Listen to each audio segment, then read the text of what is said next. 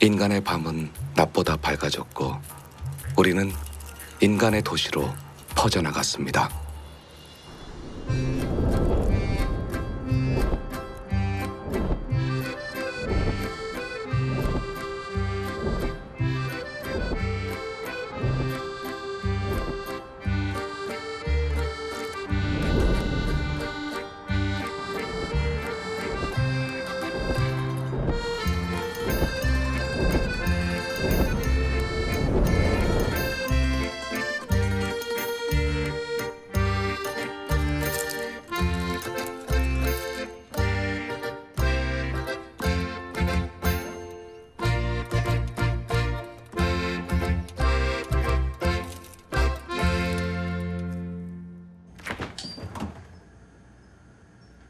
인간은 우리와 달리 먹이를 저장합니다.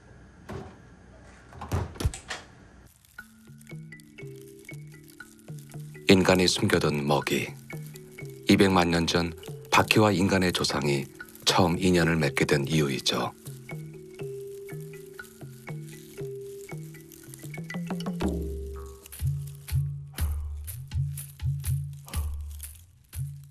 밤은 바퀴의 시간입니다. 해가 지고 3시간, 해 뜨기 전 1시간이 우리의 주 활동 시간입니다. 일부러 빛을 바꿔놓아도 이 시간은 바뀌지 않습니다.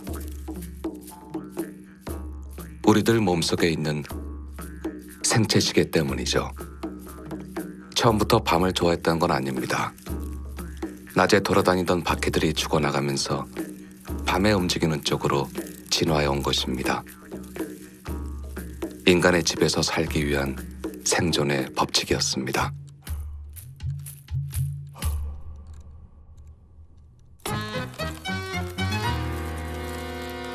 약 300년 전 노예선을 타고 미국으로 건너온 우리는 전 세계로 퍼져나갔습니다. 축축한 지하실과 하수구를 워낙 좋아해서 워터버그, 즉 물벌레라고도 부르죠. 인간의 집에 사는 모든 바퀴 중 가장 크고 헤엄을 제일 잘 칩니다. 여보, 밥 다 됐어. 아유, 밥 차려놨으면 빨리빨리 좀 못 와? 아이 알았다니까.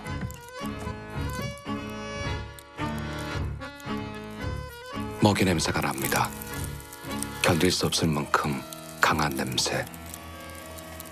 바로 저 앞입니다. 성질급한 수컷들이 개수구에 바짝 붙습니다.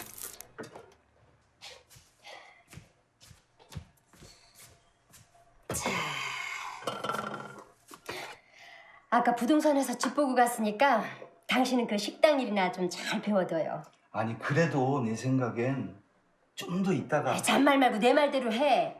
친정에서 받은 이 집이라도 팔아야 중국집을 내든가 식당을 내든가 할 거 아니야. 이게 진짜. 당신 월급 가지고는 택도 없는 거 알지?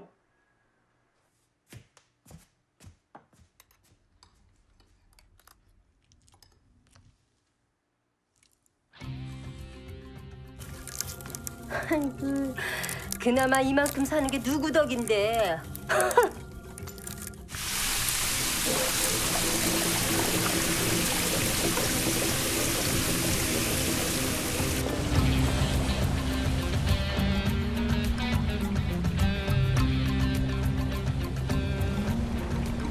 너무 서둘렀습니다. 너무 다가갔습니다. 그리고 너무 늦었습니다.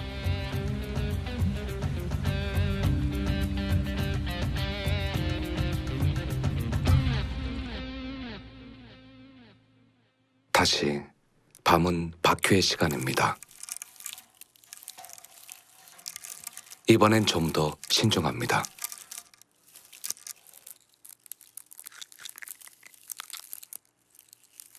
인간처럼 우리도 잡식성입니다. 무엇이든 먹을 수 있죠. 하지만 아무거나 먹는다는 뜻은 아닙니다. 녹말과 설탕은 바퀴가 가장 좋아하는 음식입니다.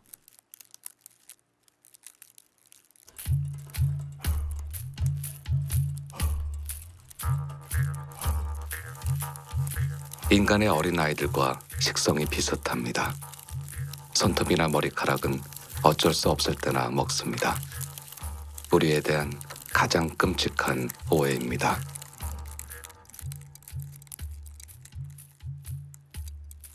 우린 사실 배가 고픈 게 아니라 목이 말라 돌아다닙니다. 물만 있다면 무려 90일까지도 살 수가 있습니다. 인간으로 치면 평생의 반을 물만 먹고 버티는 셈이죠. 4개의 입술 수염은 인간의 혀와 비슷한 역할을 합니다.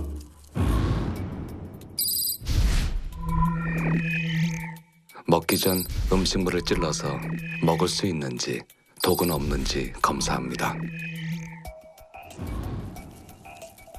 날카로운 이빨이 나 있는 큰 턱은 먹이를 베어 물거나 자르는 데 쓰입니다. 마치 치실처럼 더듬이나 다리를 다듬는 데 쓰는 억센 털이 나 있습니다. 단단한 키튼질의 아래턱은 음식물을 좌우로 씹어서 밀어넣지요.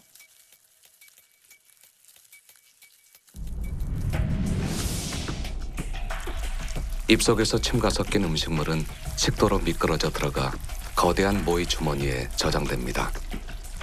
소화가 잘 안 되는 먹이나 새로운 음식물이 들어갈 공간을 비우기 위해 도로 토해내기도 합니다.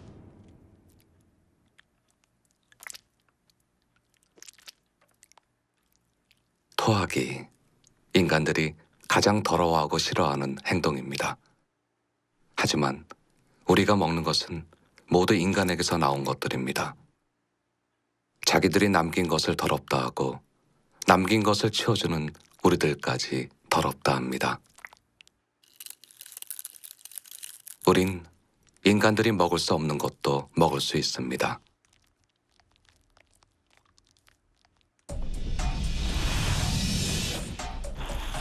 우리는 윗속에도 치아가 있습니다. 음식물이 들어오면 12개의 치아가 다시 잘게 부서뜨려 줍니다.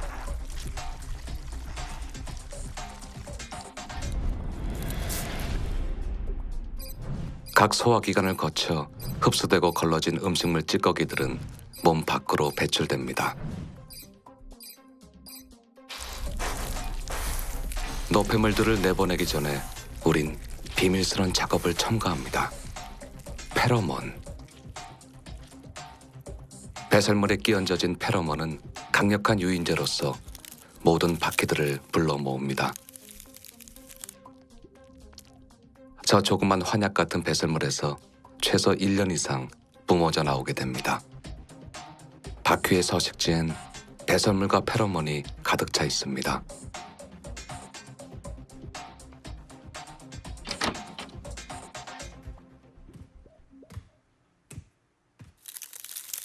(0.5초) 위험 경보가 울리자마자 다리가 반응하는 속도입니다.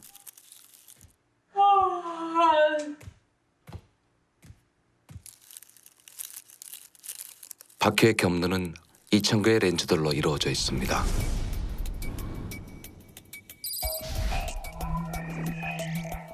각각의 렌즈에 비친 상을 조합하여 보기 때문에 천적을 피하는 데 적합하죠. 혼눈은 빛과 명암만을 구별합니다. 재빨리 어두운 곳으로 숨는데 요긴하게 쓰입니다. 바퀴는 인간이 보지 못하는 자외선까지 볼 수 있습니다.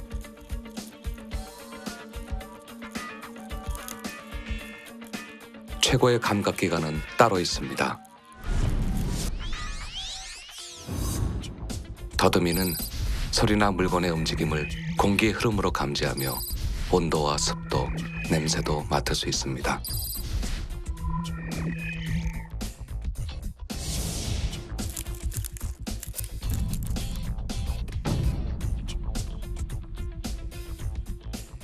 바퀴는 공기뿐 아니라 바닥의 진동에 더 예민합니다. 10m 밖에서 인간의 발자국 진동을 감지해냅니다. 6개의 다리에 난 가시털은 하나하나 예민한 감각기입니다. 위험을 감지하자마자 0.5초 내에 다리가 움직입니다. 다리와 직접 연결되어 있는 중추신경계가 뇌를 거치지 않고 직접 반사작용을 하기 때문입니다. 6개의 다리, 6개의 뇌.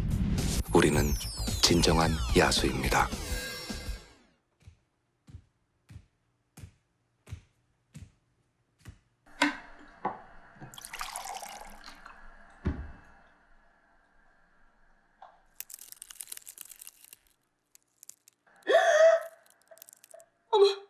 이거 바퀴벌레 아니야?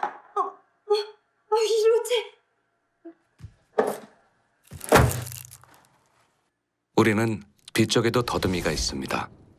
빽빽한 감각모들이 인간의 콧바람까지 감지해냅니다.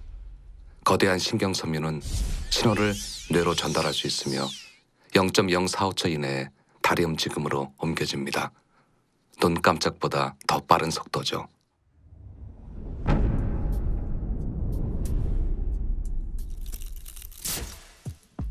우리는 초당 1.5m의 속도로 달릴 수 있습니다. 자기 몸 길이의 50배를 갈 수가 있죠. 상대적인 속도로 볼 때 지상에서 가장 빠른 치타의 3배 속도이고 인간으로 치면 100m를 1초 만에 달리는 셈입니다. 막다른 골목에선 누구나 절박해집니다.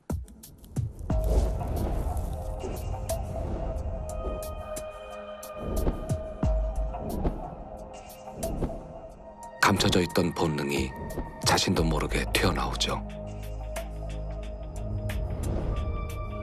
주로 실내에서 생활하는 바퀴가 나는 일은 그리 많지 않습니다.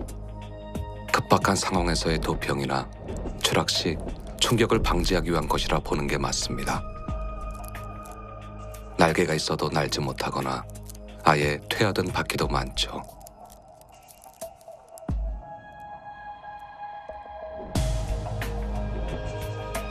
착지하기 전 날개를 펴서 속도를 늦추고 충격을 흡수합니다.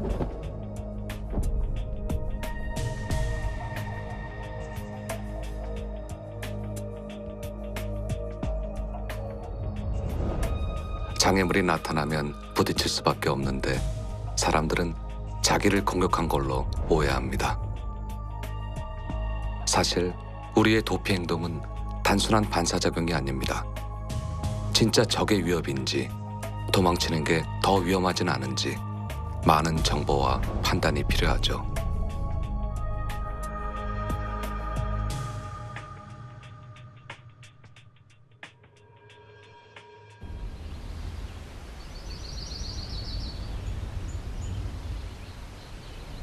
자연은 거대합니다. 넓은 하늘엔 경계가 없고 깊은 땅엔 끝이 없습니다.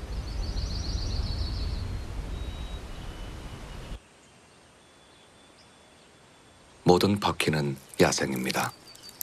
4천여 종의 바퀴 중 온전히 인간과 함께 사는 건 서너 종뿐입니다. 그 서너 종이 인간이 아는 바퀴의 전부입니다. 3억 5천만 년 전 바퀴가 지구에 존재한 이래 이렇게까지 다른 종에게 미움을 받은 적은 없습니다.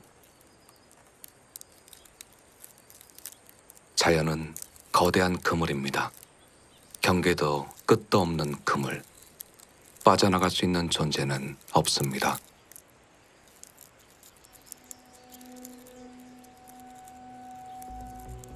거미. 모든 곤충이 두려워하는 포식자입니다. 바퀴도 예외가 아니죠.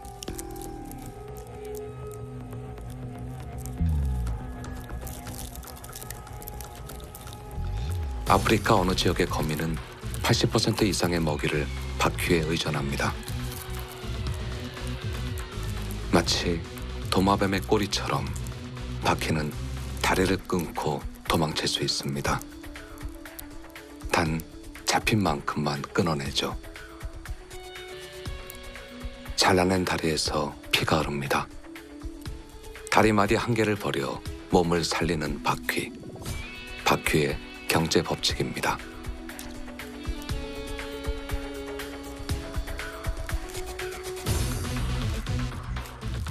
거미의 법칙은 더 계산적입니다. 강한 독액으로 사냥감을 마비시키는 거미는 사냥하는 데 드는 비용을 최소화합니다. 규모의 법칙도 있습니다. 너무 작아 거미줄에도 걸리지 않는 그물 등 개미떼.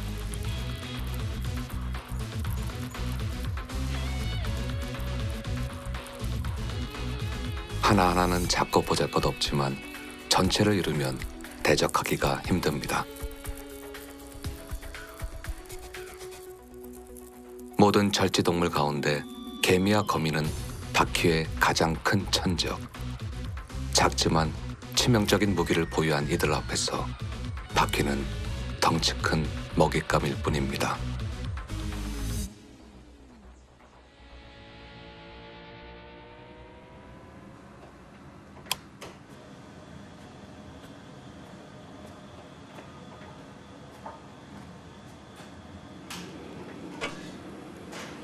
다시 인간의 시간입니다.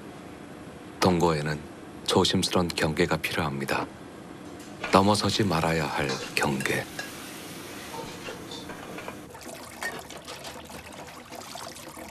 우리에게 적대적이며 끊임없이 불어나고 있는 존재들이라면 더욱 그렇습니다.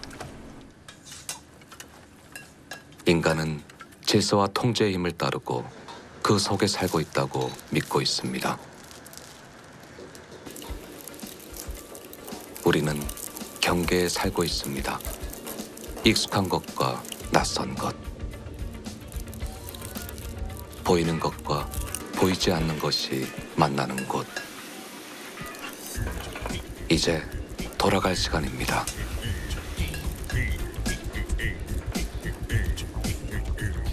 인간들은 우리가 벽 속에서 우글거리는 상상을 합니다.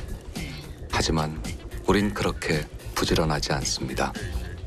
하루 중 4분의 1, 6시간 정도만 움직이고 나머지 시간은 오로지 몸 청소를 하면서 보냅니다. 더듬이 하나, 다리 털끝 하나하나에 우리의 목숨이 달렸습니다.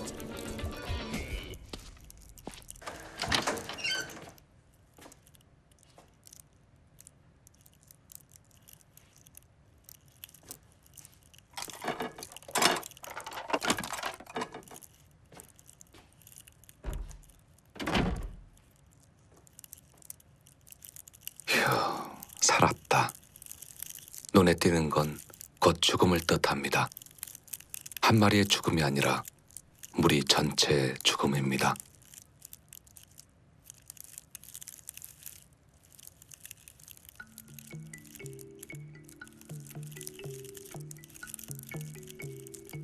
더 안전한 틈으로 숨어 들어갑니다. 틈. 세상의 모든 바퀴는 틈을 사랑합니다. 온몸이 눌리는 압력의 쾌감. 아주 오래전 거대 포식자들을 피해 돌이나 낙엽 틈으로 숨은 바퀴의 조상들은 안도감을 느꼈을 겁니다. 반복된 느낌은 습성이 되고 본능이 되고 마침내 몸까지 납작하게 변형시켰습니다.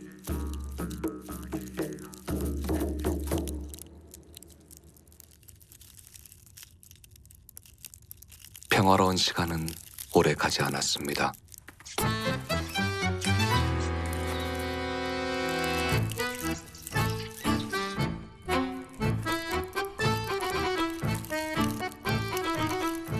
낯선 냄새, 익숙한 직감.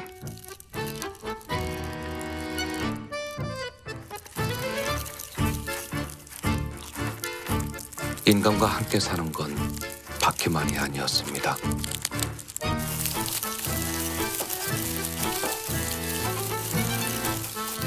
경계는 무너졌습니다. 무너진 경계 너머로 바퀴들이 내몰립니다.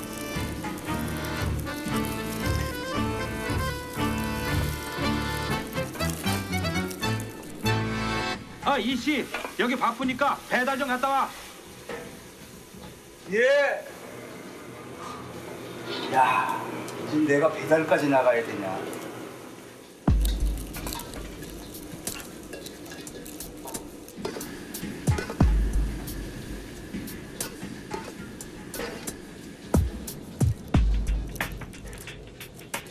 안 돼. 안 돼. 지금은 안 돼.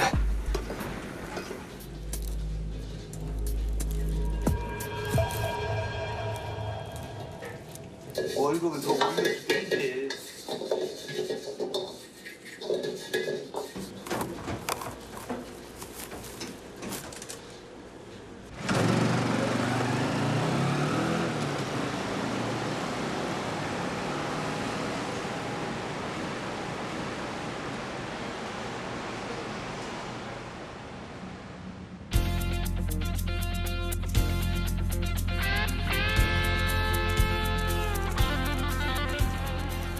(46억 년) 지구의 역사를 하루로 본다면 인간은 밤 11시 58분 43초에 태어났습니다.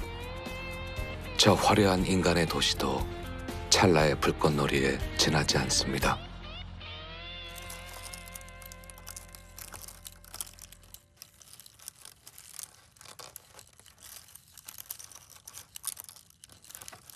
아직 날개가 없는 어린 것들이 쉬지 않고 돌아다닙니다. 인간의 어린 것들하고 똑같습니다.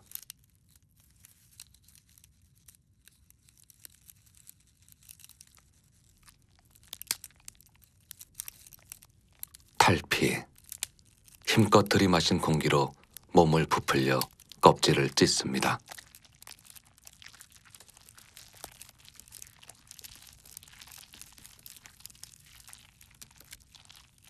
날개는 어른 바퀴의 상징. 더 이상의 탈피는 없다는 뜻입니다.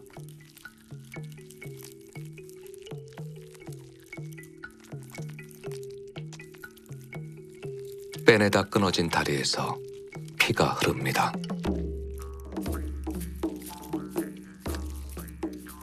마르지 않은 속살이 고스란히 드러납니다.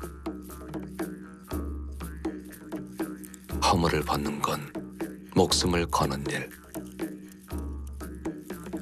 힘겨운 몸짓. 몇 시간을 더 버텨야 할지. 동족이 포식자로 변하는 시간. 빠져나오지 못하면 죽습니다. 몸이 마르면서 색깔도 점점 짙어지고 단단해집니다. 바퀴는 제 허물을 먹어 단백질과 키틴질을 새 몸에 받아들입니다. 11번의 탈피.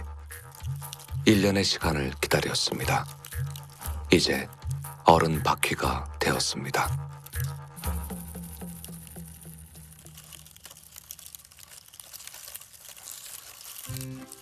어른이 된 바퀴는 일주일 안에 짝짓기를 합니다. 바퀴의 짝짓기는 거칠고 급합니다.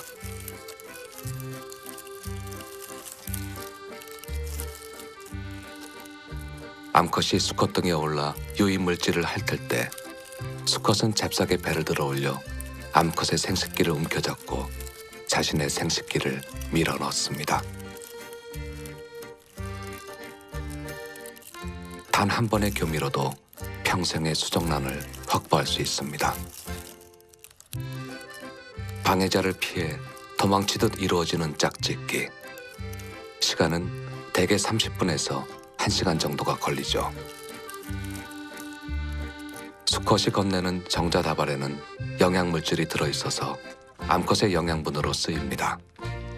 짝을 찾을 확률을 높이는 것. 바퀴가 모여 사는 가장 큰 이유입니다.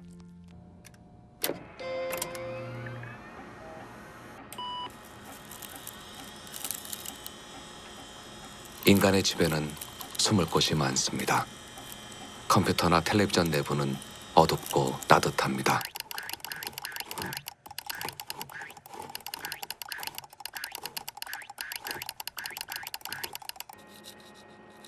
알을 낳기에 이보다 좋은 조건은 없습니다.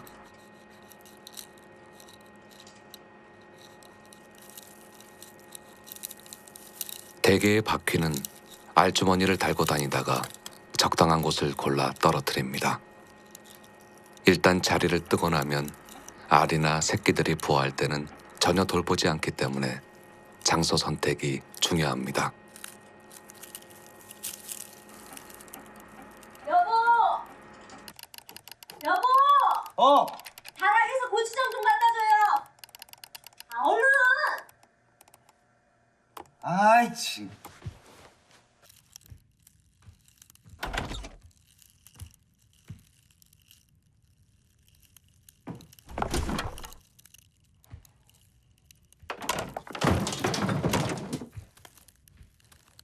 불안한 마음이 어미의 본능을 자극합니다. 어미는 알을 숨길 안전한 곳을 찾습니다. 종이 같은 주변의 물질을 갈가내 끈끈한 분비액을 섞어 은폐된 장소에 붙여놓습니다. 주변에 바퀴가 많을 때는 이런 행동이 더 잦아지는데 굶주린 바퀴들이 알이나 유충을 잡아먹기 때문입니다.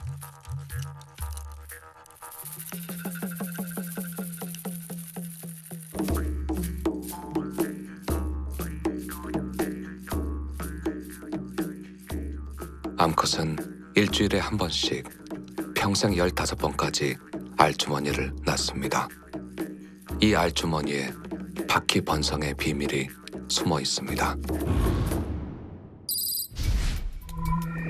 알주머니 안에는 알들이 호흡할 수 있는 공기가 채워져 있으며 용골돌기라 부르는 접합 부위에는 매우 작은 숨구멍이 열려 있습니다. 껍질은 살충제에 접촉되어도 알에는 영향을 주지 않습니다. 새끼들이 자라는 데는 30일에서 45일 정도가 걸리는데 온도가 높을수록 더 빨리 성장합니다.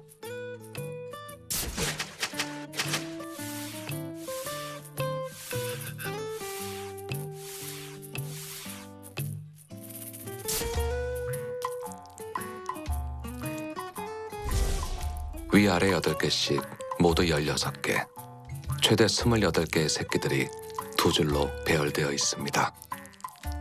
다 자란 유충들은 거의 동시에 부화하여 위쪽 봉합선을 찍고 밖으로 밀고 나옵니다.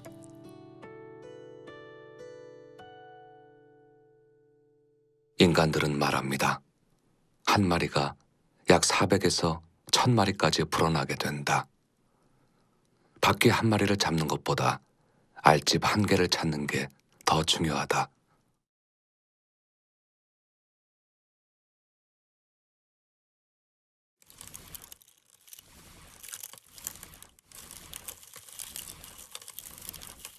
인간의 생각과 정반대로 무리의 수가 너무 많아지는 건 바퀴들에게 심각한 위협입니다.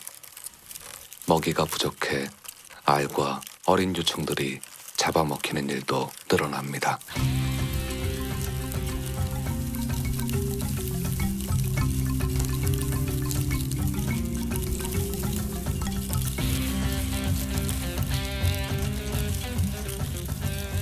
가장 크고 두려운 위협은 인간에게 노출될 확률이 커진다는 것입니다.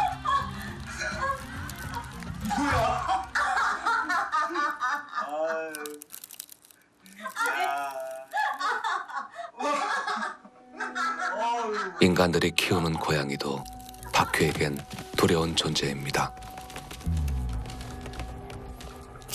고양이들은 놀잇감으로 바퀴를 잡습니다. 사냥은 계획적입니다. 잡고 풀어주고 때리기를 30여 분.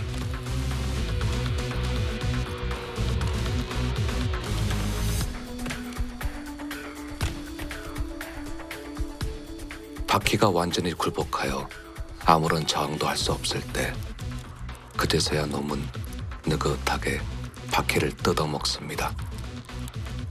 바퀴에겐 악몽입니다.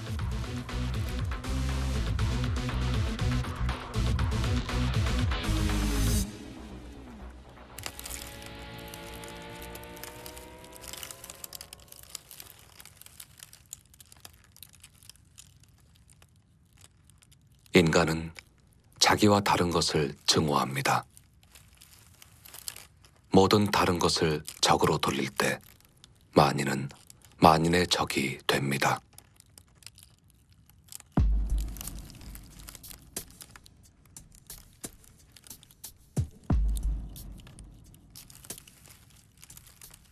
동족을 잡아먹는 행위. 곤충의 세계에서 일반적인 일입니다. 무리의 밀도를 조절하고 소수의 생존자들에게 집단 전체의 영양분을 몰아줍니다. 병들거나 약한 구성원, 죽어가는 바퀴는 굶주린 동료들을 자극합니다.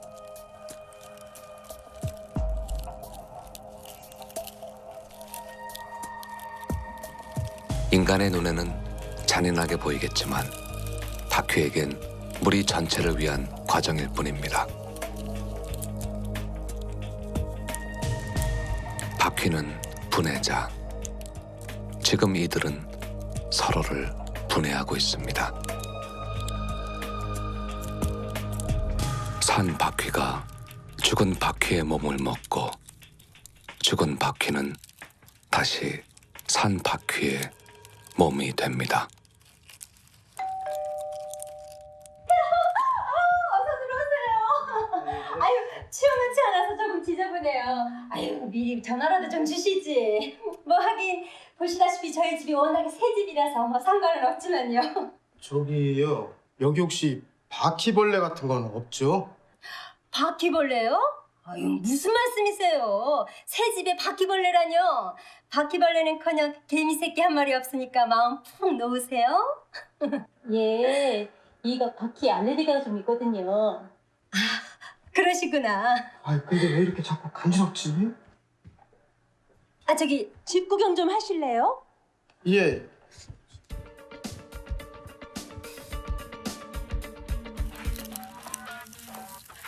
여긴 화장실이에요. 아유, 남편분이 바퀴 알레르기가 있으시니까 정말 깨끗한 집에 사셔야겠네요. 아유, 그냥 저희 집이 딱이네요, 딱. 예, 이가 워낙 까다로워서요. 특히 벌레가 들어오면 아주 질색을 하거든요. 응급실까지 간 적도 있다니까요. 화장실도 깨끗하네요. 아이, 그럼요. 제가 워낙에 깔끔하거든요.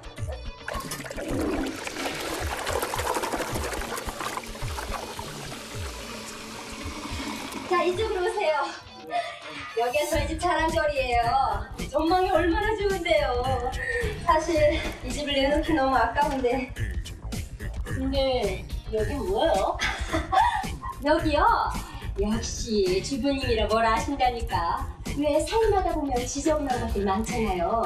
이것저것 쌓아놓는 다용도실이에요. 다용도실? 네, 한번 보실래요? 네. 아니요.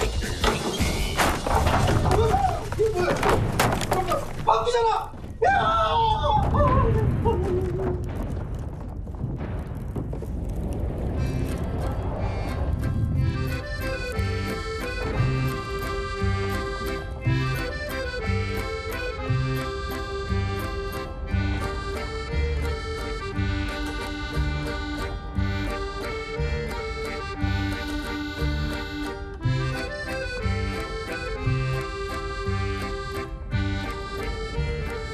경계는 무너졌다.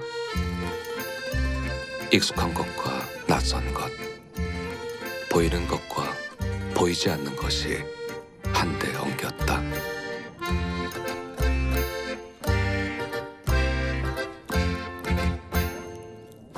무너진 경계 너머로 감당할 수 없는 시간들이 다가왔다.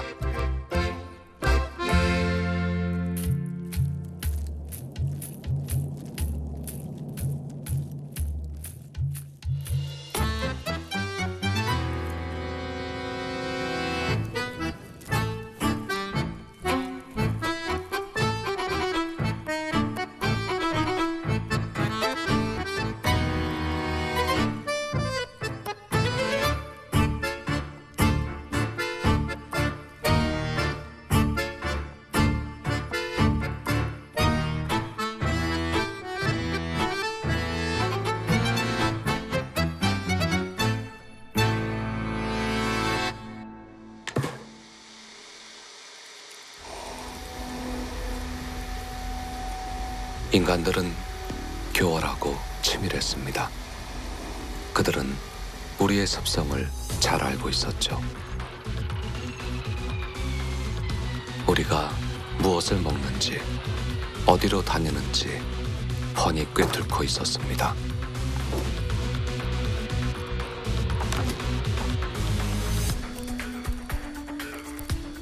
그들의 미끼에선 식물성 기름의 향기와 감칠맛이 났습니다.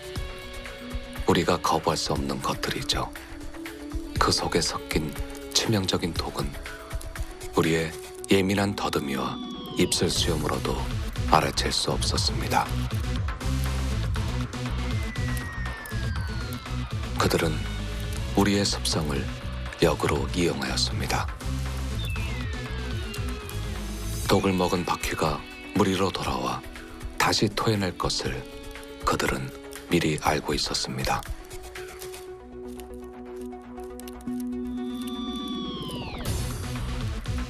토해낸 것을 다른 동료들이 모두 나누어 먹는다는 것도 잘 알고 있었습니다.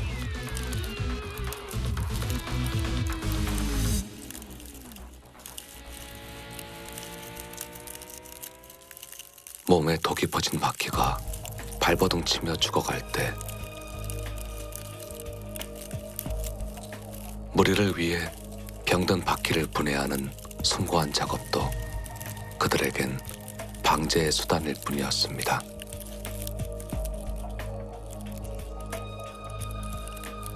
인간은 우리를 알고 있었습니다. 저기 보세요. 하실까요? 오른쪽 이제 빨리빨리 해주셔야 되는데 확실하게 뿌려주시고, 네, 저는 구석 같은데, 네, 좀 해주시고. 숨어야 사는 자에게 발각은 곧 죽음입니다. 하지만 우리의 더듬이와 빠른 발로 감당하기엔 이들은 너무 벅차 보입니다.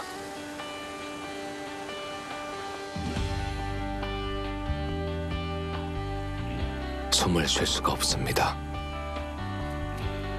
숨을 곳도 없습니다. 날개도 다리도 다 마비되어 도망칠 수가 없습니다.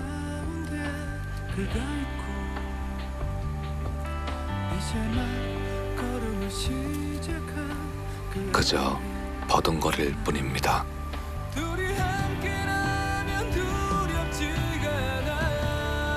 바퀴는 마지막 힘을 다해 알을 떨궈냅니다.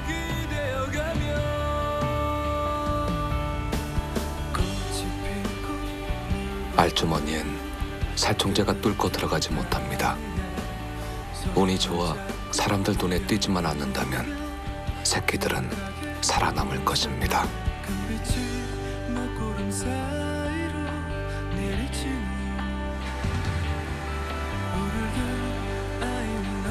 마지막 은신처마저 발각되었습니다.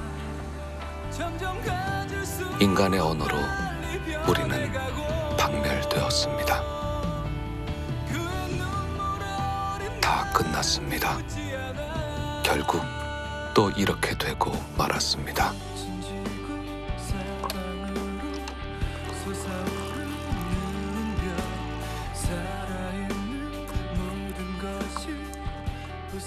우린 언제까지 이렇게 살아야 할까요?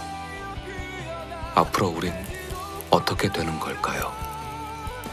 저들은 왜 날 가여워하지 못하고 나는 왜 저들을 떠나지 못하는 걸까요? 나는 다시 세상을 더듬습니다. 깊은 침묵. 나는 슬픈 바퀴벌레입니다.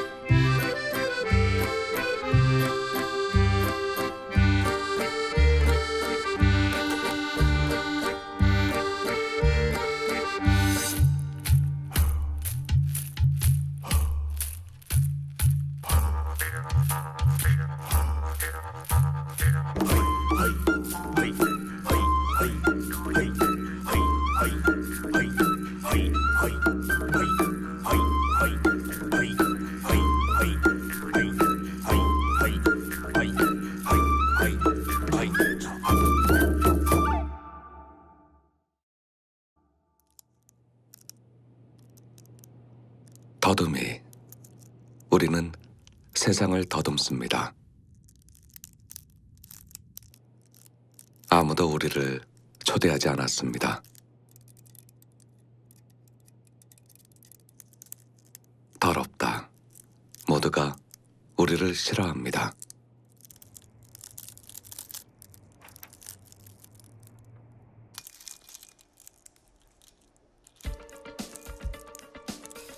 경계를 넘는 것은 늘 위험합니다. 낯선 곳에선 낯선 평가를 받기 때문이죠.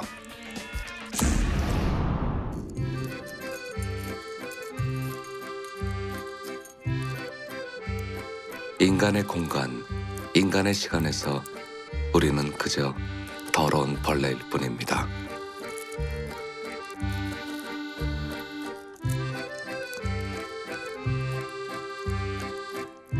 억울해도 어쩔 수 없습니다. 박휘의 역사에 이런 풍요는 없었으니까요.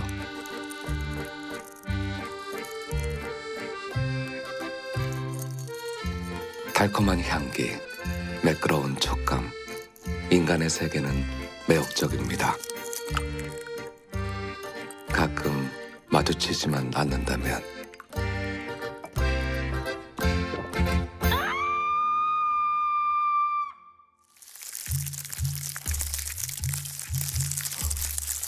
박휘는 지구의 역사와 함께 해왔습니다.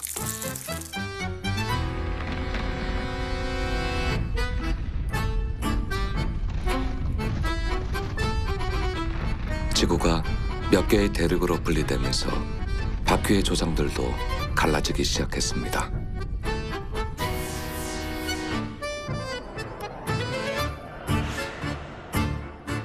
어떤 것들은 사라지고 어떤 것들은 진화를 거듭했습니다.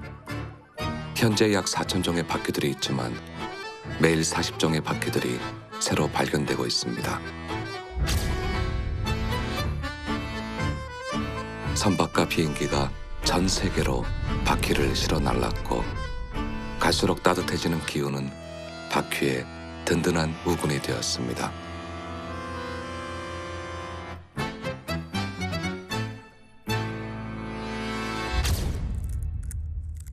88 올림픽 이후 빠르게 퍼져나간 우리나라의 가주성 바퀴는 현재 4종입니다. 남부지방에만 있던 미국 바퀴가 서울에서도 흔할 정도로 열대성 바퀴는 빠르게 퍼지고 있습니다.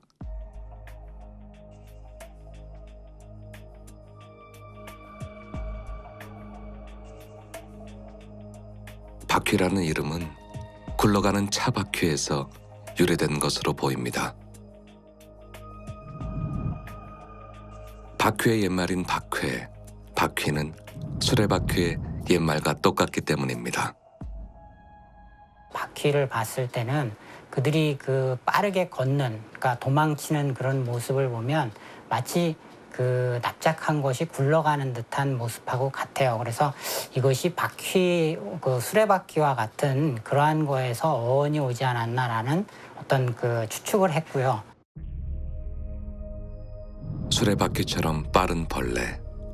옛 조상들의 눈에도 바퀴가 빠르긴 빨랐나 봅니다.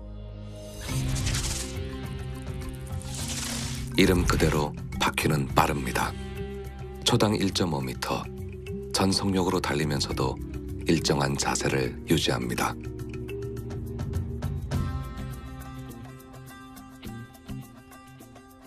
바퀴는 6개의 다리가 있지만 동시에 3개만을 사용합니다.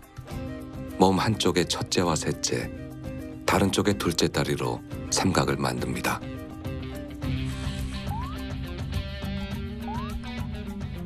중력의 중심이 다리의 지지범위 안에 있기 때문에 달리면서도 비틀거리지 않고 언제 어디서나 멈출 수 있습니다.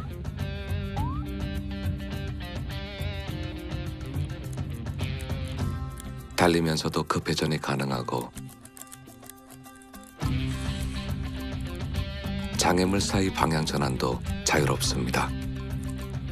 달리고 있는 말이나 사람, 그 외의 많은 동물들은 불가능한 일입니다.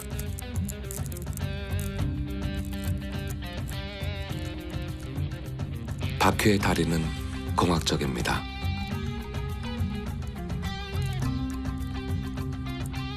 발끝에 달린 두 개의 갈고리 발톱은 몸을 당기는 고리 역할을 합니다.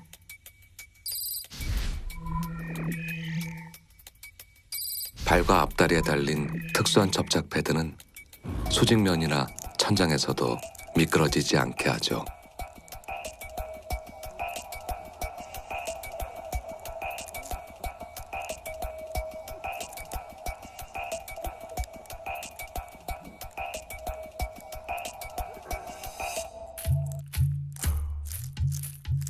바퀴는 틈새를 좋아합니다.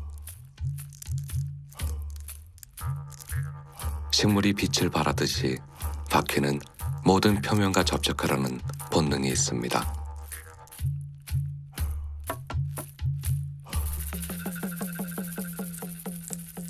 기름기가 흐르는 납작한 몸은 이 욕구에 맞추어 진화한 결과입니다. 지방채로 가득 찬 배가 쿠션 역할을 해서 몸 두께를 3분의 1로 줄일 수 있습니다. 등과 배 밑에 공간이 전혀 없어도 다리를 옆으로 최대한 펼쳐 빠져나옵니다.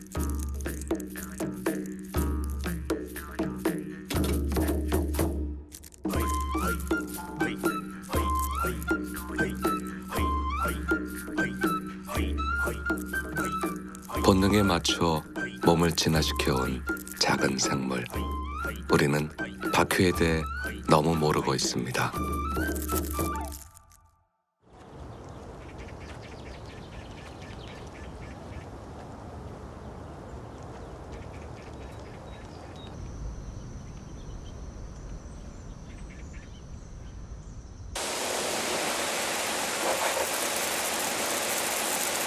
(110톤) 농장에 있는 성충 바퀴의 무게입니다.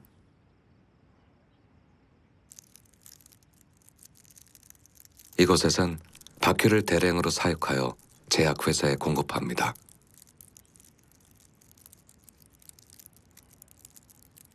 모두 대형종인 미국 바퀴, 집에서 보는 것과 똑같은 종입니다.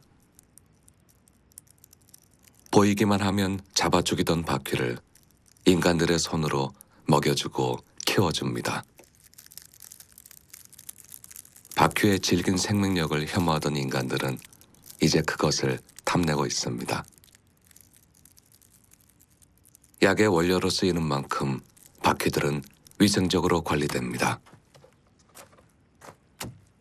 먹이의 성분과 양까지도 표준화된 사육 과정에 따릅니다.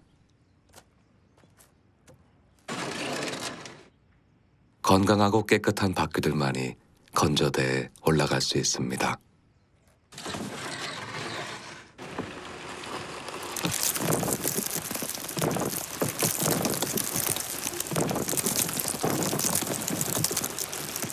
바퀴의 효능이 밝혀질수록 농장의 규모도 계속 커질 것입니다.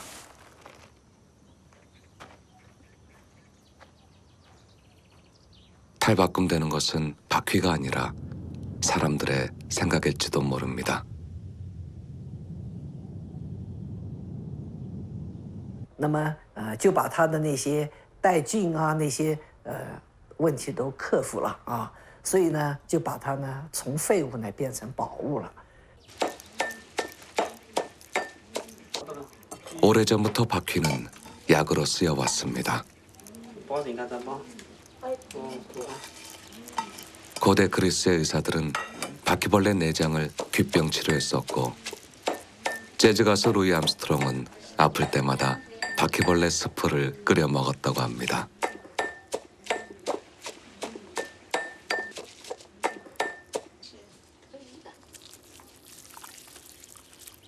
산 바퀴를 빻아 무릎에 붙이면 통증이 가라앉고 멍이 사라진다고 합니다.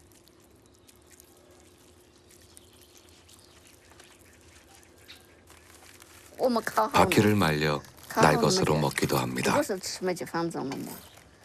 或者你就这种拿着吃的就无关紧要是。咱们这个直接就可以吃。直接就可以吃了，像大人。전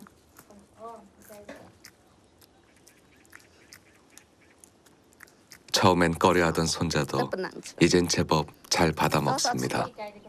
바퀴가 간식이자 영양 보충제인 셈입니다.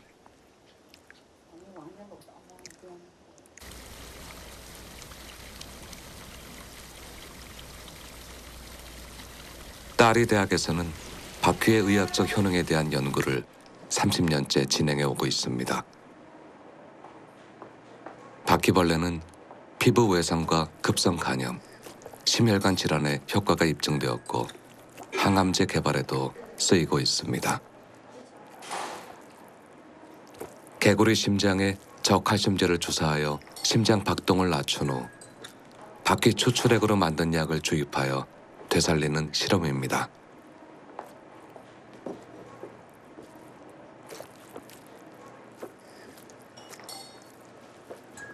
잠시 후 거의 멈춰있던 개구리 심장이 다시 뛰기 시작합니다.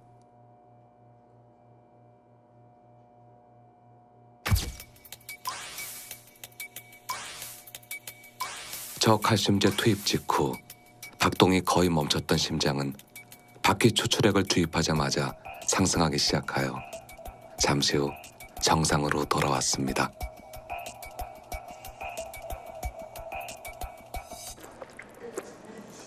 사람의 목숨을 살리는 바퀴. 바퀴에 대한 생각이 달라지고 있습니다.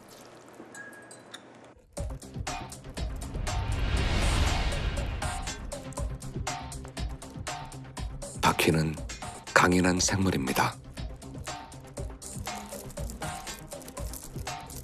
과학자들은 바퀴가 얼마나 오랫동안 굶주림을 견디는지 실험해 보았습니다.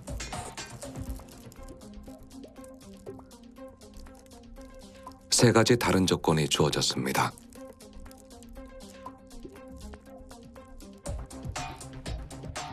아무것도 주지 않은 바퀴들은 2, 3주가량을 버텼습니다.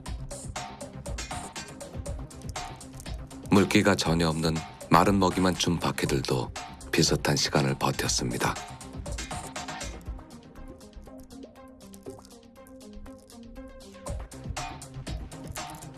가장 오래 살아남은 건 물만 먹은 바퀴들이었습니다. 먹이보다는 물이 가장 중요했습니다.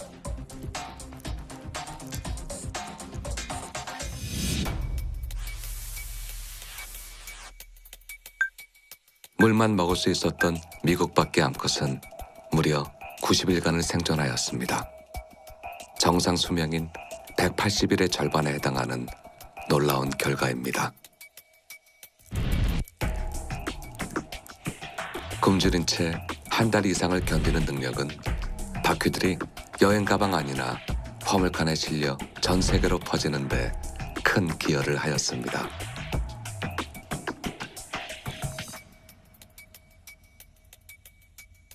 복부에 거의 모든 공간을 채우고 있는 지방체 덕분에 바퀴는 먹지 않고도 견딜 수 있습니다. 하지만 작은 곤충의 몸에 수분을 저장하는 데는 한계가 있습니다. 그 수분의 저장이 굉장히 필요하기 때문에 심지어는 호흡할 때도 내뿜는 그 속도와 들이마시는 속도가 다릅니다. 그러니까 내뿜을 때 훨씬 더 빨리 내뿜어요. 수분을 덜 증발시키기 위해서.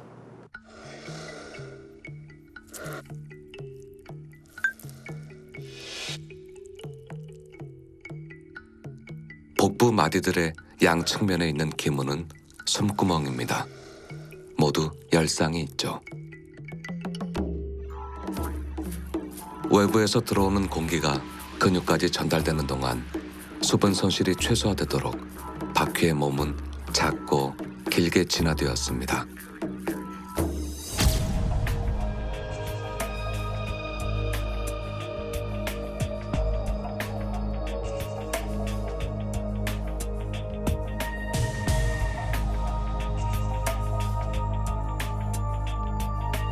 어둡고 습한 틈에서 생활하는 바퀴에게 균과 곰팡이는 운명입니다.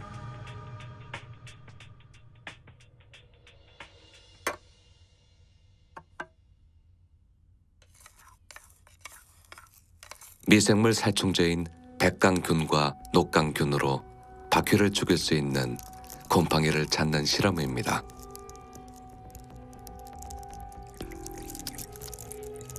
곰팡이 포자들이 표면을 녹여 몸 안으로 침투하면 감염된 바퀴들은 행동이 느려지다가 죽게 됩니다. 실험 일주일째, 바퀴들은 모두 살아남았습니다. 곰팡이들이 가득한 가운데 물기를 핥고 종이컵을 갉아먹으며 버텼습니다. 곰팡이 포자들이 바퀴의 몸을 뚫지 못한 걸까요? 곤충의 첫 번째 방어 기작은 곤충 표면에서 부착을 못하도록 하거나 내지는 부착되어 있는 포자를 떨어뜨리는 게 첫 번째 방어 기작입니다. 그리고 또 충체 표면에 많은 화학물질들이 있어서 포자 발화를 저해한다든가 이런 기작들이 있고요. 바퀴의 표면에서 나오는 왁스나 오일이 곰팡이 포자가 붙지 못하게 했습니다. 설사 붙었더라도 화학물질을 분비하여 포자 발화를 막았다는 겁니다.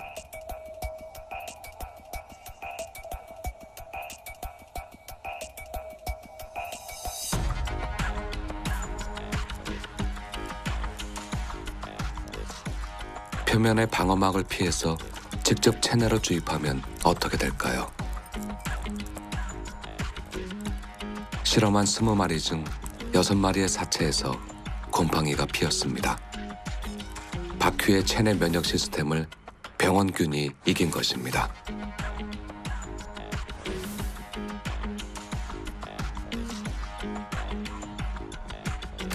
바퀴의 강력한 항균 능력은 단단한 외피에서 비롯됨을 알 수 있었습니다.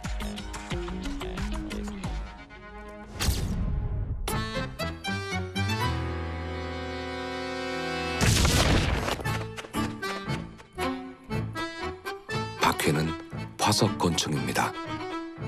한때 지구상에 있는 곤충의 40%는 바퀴였습니다. 바퀴와 인간은 동굴에서 최초로 만났다고 합니다. 동굴. 인간의 서식처는 언제나 동굴이었습니다. 인류의 현대 문명도 바퀴에겐 거대한 동굴일 뿐이죠.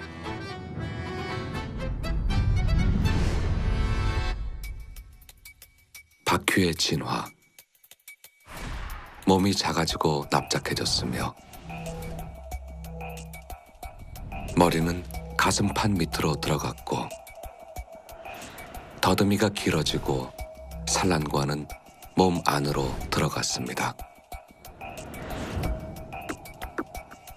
수컷과 암컷은 꼬리로 구별하는데 수컷은 꼬리 돌기가 있고 날개 길이가 더 깁니다.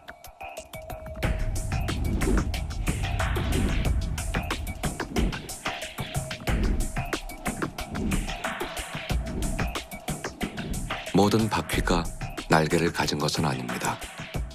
날개가 있어도 날지 못하는 종류도 많습니다. 완전히 퇴화되어 흔적만 남은 바퀴도 많죠.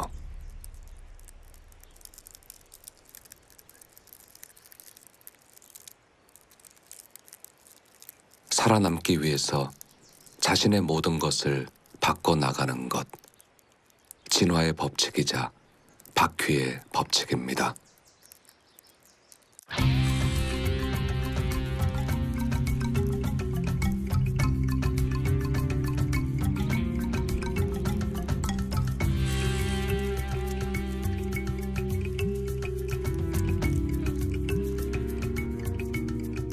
거대한 포식자 앞에서 숨거나 도망갈 수 없을 때 바퀴는 움직이지 않고 가만히 있습니다. 죽은 채 하는 겁니다. 강도가 강할수록 죽은 척하는 시간이 비례해서 늘어납니다. 그러니까 살짝 건드렸을 때는 죽은 척하는 시간이 짧고 세게 건드릴수록 죽은 척하는 기간이 비례해서 늘어지다가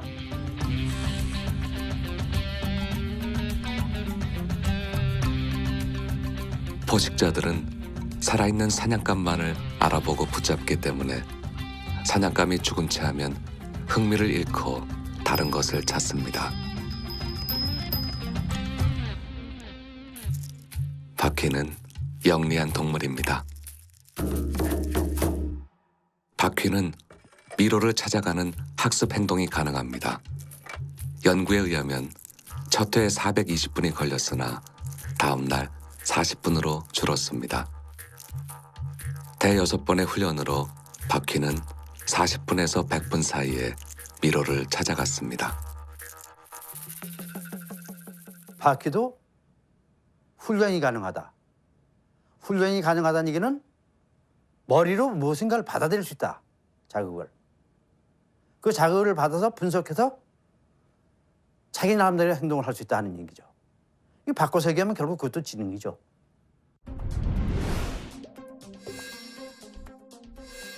지능. 바퀴는 영리합니다.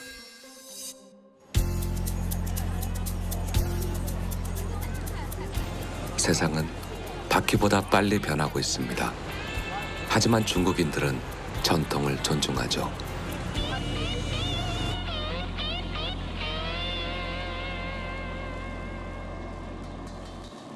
물에서 헤엄치는 것부터 하늘을 나는 것까지 못 먹는 게 없다는 중국인들. 기상천외한 요리들의 천국인 중국에서 바퀴라고 예외일 수는 없습니다.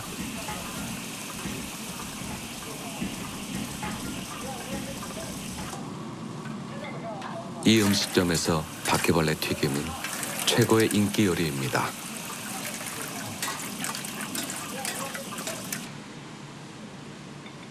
물론 이 바퀴들은 집에서 잡은 게 아니고 바퀴 양식장에서 가져왔다고 합니다.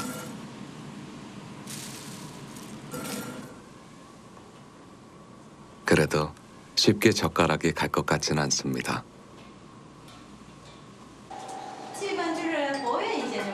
새우 튀김보다 진한 맛을 내는 바퀴벌레 튀김은 몸에 좋다는 이유로 더 인기가 높습니다.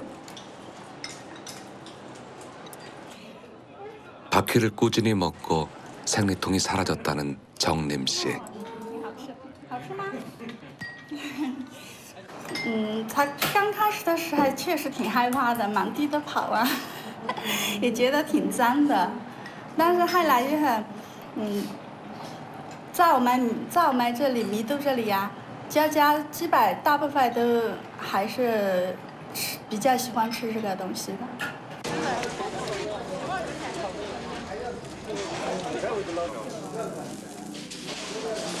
바퀴를 먹는 문화는 전 세계에 걸쳐 있습니다. 바퀴즙을 내어 소스를 만들거나 내장을 제거한 몸통을 조리하여 빵에 발라 먹기도 했죠.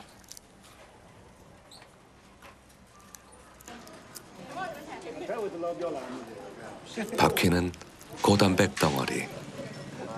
사냥이 힘들던 원시 시대에 인류의 줄인 배를 채웠을 겁니다. 바퀴는 인류의 생존에 큰 공헌을 한 셈이죠.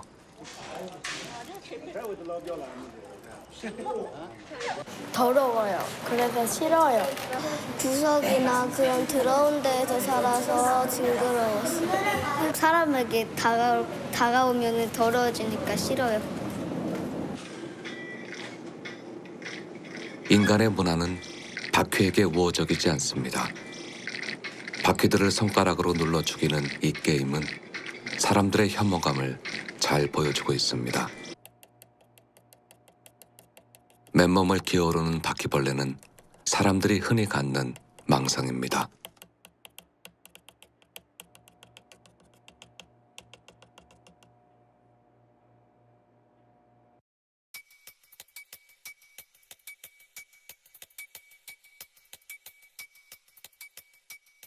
바퀴에 대한 인간의 혐오감은 본능적인 걸까요? 아니면 학습되는 걸까요?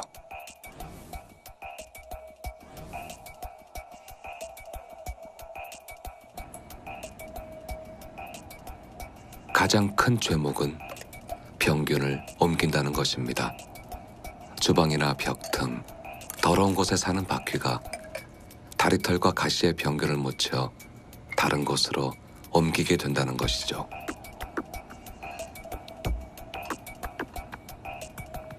실제 바퀴의 다리에는 얼마나 많은 균이 묻어 있을까요?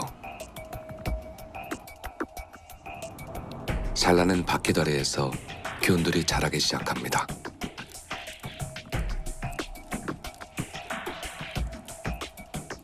바퀴가 돌아다닌 곳에서도 균들이 퍼져나옵니다.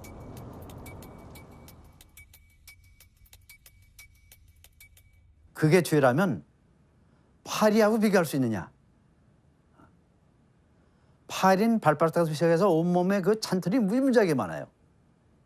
그러니까 세균이 붙을 수 있는 면적이 바퀴 그 다리에 몇 개나 있는 가시의 면적하고 비교하면 이게 천문학적 차이가 난다고. 근데 파리는 상당히 습관화돼가지고 그냥들 넘어가고 저 오래간만에 그 가시털 몇 개 가진 놈 보고 저놈이 저게 원흉이라고 생각들 한다고.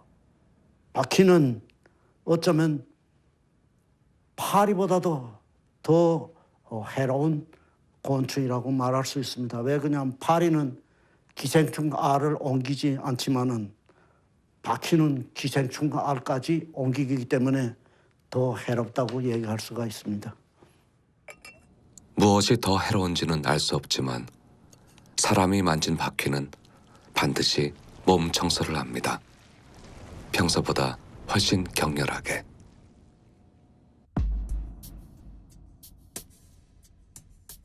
바퀴 알레르기는 또 다른 죄목입니다.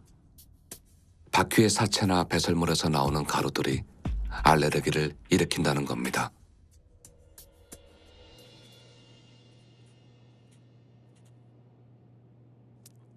가장 흔한 실내 바퀴인 독일 바퀴와 미국 바퀴의 시약으로 피부에 자극을 주고 15분간 관찰합니다.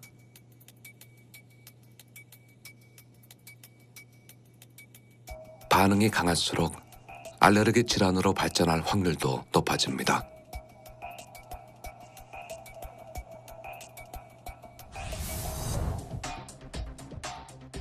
바퀴는 진먼지 진드기, 꽃가루 등에 이어 5번째인 3.5% 정도가 나왔습니다. 진먼지 진드기만큼 심각하지 않고 바퀴 단독으로 알레르기를 일으키는 경우도 드물었습니다. 바퀴는 너무 큰 미움을 받고 있는 건 아닐까요?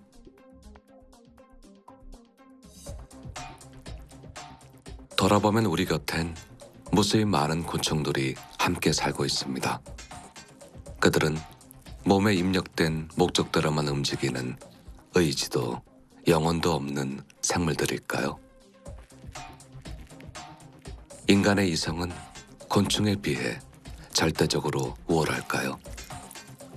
수억 년 진화의 역사를 거쳤을 그들을 마주할 때에도 우린 그저 한마디면 충분합니다. 해충. 누에는 익충입니까? 해충입니까? 분명히 남 입장에서는 해충이었어요. 인간의 욕심이 누에를 이용하니까 그때서 익충이 된 거예요. 그건 목적에 따라서 항상 바뀐 거예요. 그러니까 우선 우리가 쟤는 해충이다. 이 개념을 좀 우리 머리에서 좀 지워버려야 그러고 나면은 좀 생각이 달라질 거예요.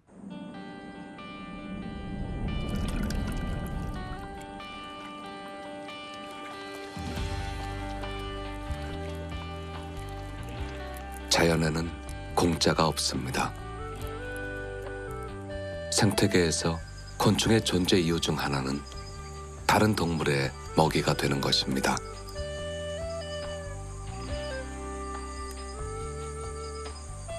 어류부터 양서 파충류, 조류, 포유류에 이르기까지 많은 동물들이 곤충을 먹이로 삼아 살아갑니다.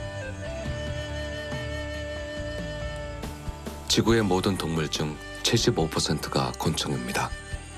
그 많은 곤충이 모두 포식자였다면 지구에서 살아남을 동물은 별로 없었을 것입니다. 바퀴는 닭에 비해 3배 이상 단백질이 풍부합니다.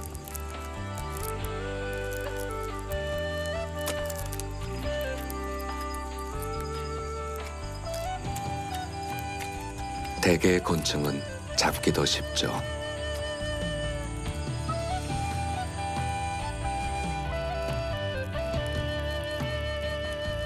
곤충은 다른 곤충을 먹여 살리기도 합니다. 애집 개미들은 모기알까지 물어갑니다. 바퀴 사체나 알주머니는 훨씬 큰 먹잇감이 될 수 있죠. 개미가 있는 집에는 바퀴가 없다. 때론 소문이 진실일 수도 있습니다.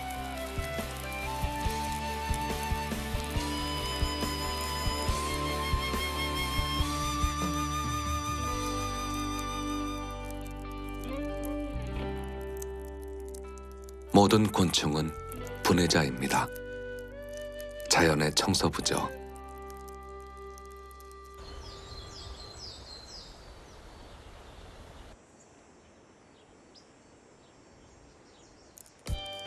곤충이 없었다면 식물은 지금처럼 성공할 수 없었을 겁니다.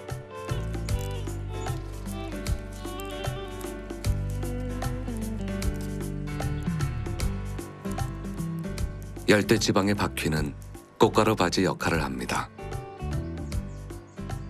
먹이를 먹는 동안 꽃가루를 삼키거나 묻히게 되어 자신도 모르게 중매쟁이 역할을 합니다.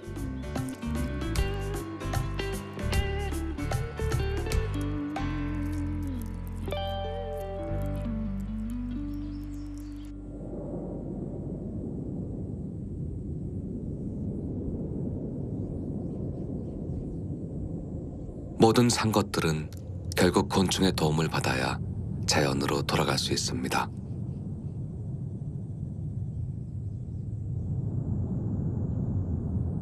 식물은 살았을 때뿐 아니라 죽어서도 곤충의 도움을 받습니다.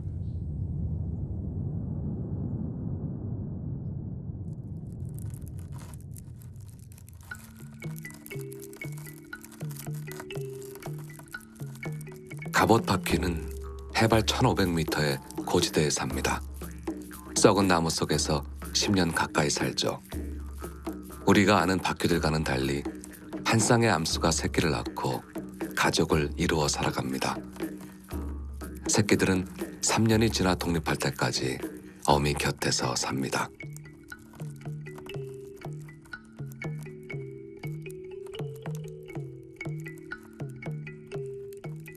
갑옷바퀴는 썩은 나무를 먹고 삽니다. 새끼들도 마찬가지.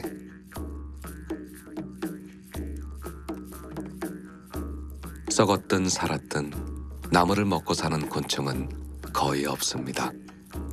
소화가 안 되기 때문입니다.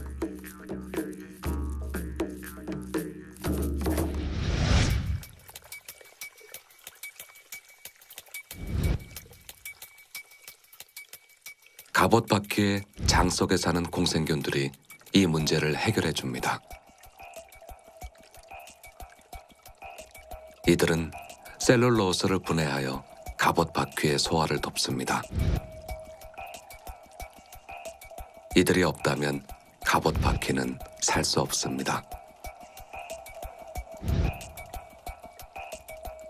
나무를 먹고 사는 흰 개미들도 이런 장내 공생균을 가지고 있습니다.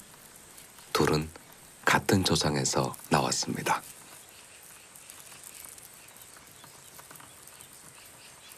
척박한 먹이를 먹고 사는 두 종이 같은 방식으로 문제를 해결한 셈입니다.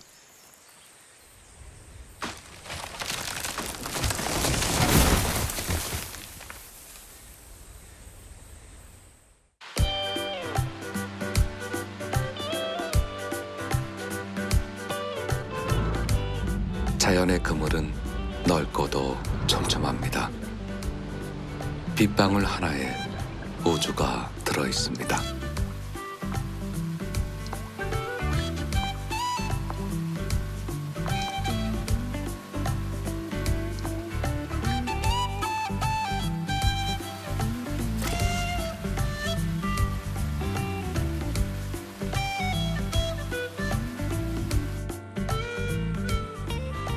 바퀴는 거대한 자연의 그물 속에서 묵묵히 제 삶을 헤쳐나갑니다.